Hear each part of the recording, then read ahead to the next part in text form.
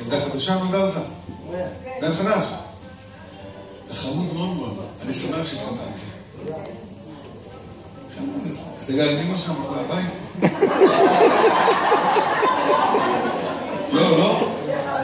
מאחורי הבית של אמא של אשתך? טוב, השם ייתן לך פרנסה טובה. אמן. את תשתור שם ולחלום? כן? תגיד, לפני החתונה, כמה אתה נצטה?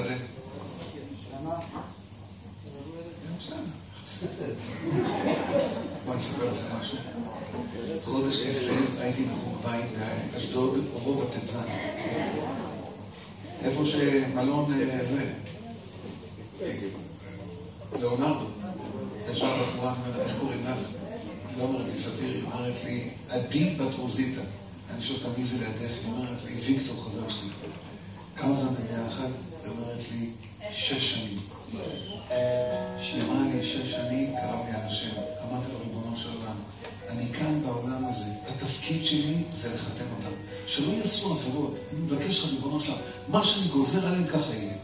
אני אומר, עדי, אם את עוזבת את ויקטור 3 חודשים ומתחתנת בחודש אדר, את רואה ישועות, ואם אני משקר לך, תפתחי ספר תהילים, הפסוק שיוצא לך בספר תהילים מדבר על ברית.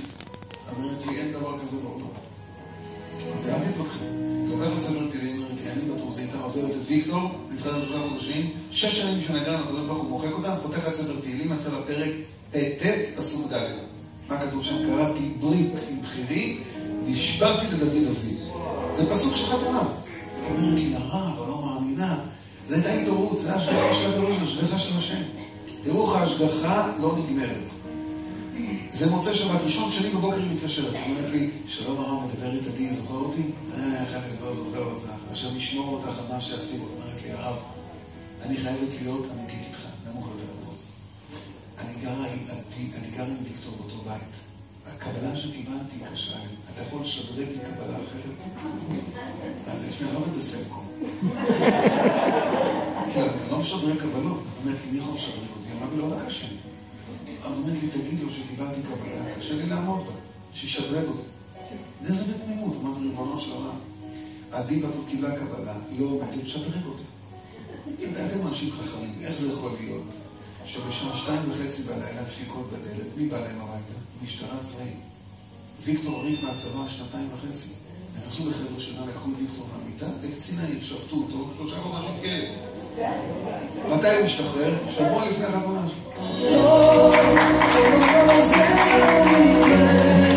אלוקים עוקב טובל, בחוטי זמר. הוא אמר לי לא להגיד את השם שלו. אני לא אומר את השם שלו. הוא בחור תימני, גבר אמיתי, אני מאוד אוהב אותו. עובד איתי בזיכוי הרבים. עד כאן אני יכול להגיד. אני פוגש בחורה בחודש כסלו, בלונדינית, יופי שלא ראיתי בחיים. היא אומרת לי, כבוד הרב, לא חסר לי כלום בחיים, אני בא 32. איפה המזל שלי? תראי, אני לא מחלק חתנים.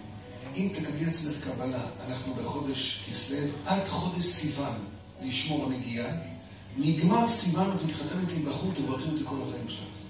גם היא אומרת לי, איפה אתה גר? אני בבני ברק, מה הכתובת? אמרתי לה, מה הכתובת? למה? אמרתי לה, אם אני שומרת עד חודש סיוון, לא נוגעת, לא מחבקת, לא כלום, שומרת על עצמי ולא מתחתנת, אני בא לכתובת הזאת, אני מפרט את אמא שלך. אמרתי לה, אם את שומרת, את מתחתנת. אמרת לי, הרב, קיבלתי. ואז אני אומר, את הפצצה של הערב.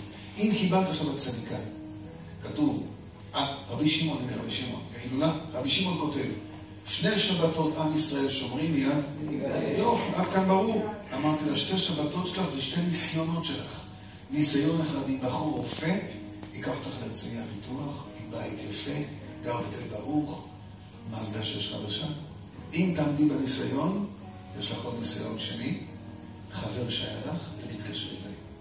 עובר חבר שבועיים מתקשר, אומרת לי, הרב, אני רופא בטייס, לקחתי להרצליה פיתוח, מזדה 6 חדשה. הרב, תשמע, לא נגענו. הרב, אני נשבעת לך, הרב, שמרתי לעצמי. אמרתי לה, צדיקה, ניסיון ראשון, ניסיון שני, שבת, לא יודע מתי, יבוא חבר שהלך 2 שנתיים. אם תכניסי אותו אלייך הביתה, את מפסידה את כל החיים שלך.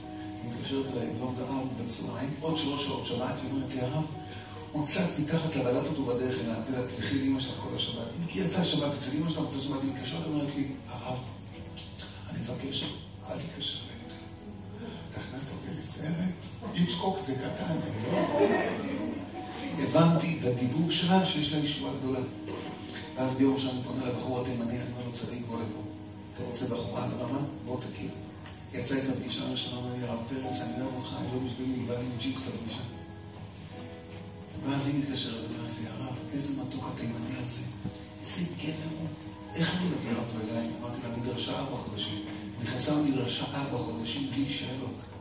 התחתנה איתו בט"ו באב, גימל ברנר.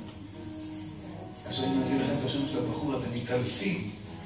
היום היא אשתו של הבחור הזה, והיא נמצאת ברמה גבוהה מאוד מאוד מבחינה רוחנית וגם מבחינה של זיכוי ערבים. ואמרו לי להגיד את הזמן, מה אני אעשה? חבל, כואב ללב שאי אפשר להגיד את השם, כי זה קידוש השם. מה, למה לא להגיד את השם? הוא לא רוצה. אז היום אשתו של מנכ"ל גדול, שעושה זיכוי ערבים גדול. אני אספר לכם משהו? אספר את זה בשבילך. במקום הזה, בבחור התימני הזה, בעבודה רצתה אותו בחורה רווקה בת 35, שכל היום התלבשה, התאפרה, הסתדרה רק בשבילו. ואז היא פונה אליי, שבוע אחרי החתונה שלו, אומרת לי, הרב, מה הקטע שלו שהוא מתחתן? מה הייתי? אמרתי, תגיד את האמת, נכון, רצית אותו? כן. אמרתי, אם את מתחתנת איתו, את מתגרשת. באמת, למה? אמרתי, תראה, בחורה חזקה. גם הוא חזק. תימני חזק, הוא פייטר. אמרתי, 2 חזקים בבית יכולים לחיות? לא, תראי, צביעה.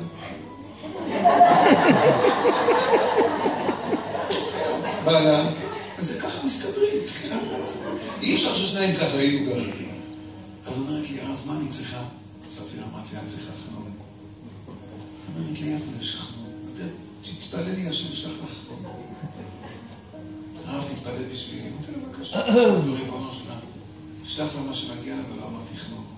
באתי הביתה, אשתי אומרת לי, הרב פרץ, אל תיכנס, נפתלי שבר חלון. אמרתי לה, חלון יפה, חלון זה חתונה ללימור מיד. הזמנתי בן אדם שלוקח את החלונות, מקריית הרצוג, בחור מגיע לי הביתה עם חולצה של חברת חשמל, משקפיים תחתיות שלה, וכחנון, דאורייתא ורבנן. אני אומר לו, עודד, מה אתה עושה בחיים? אני בן 35 גרוש.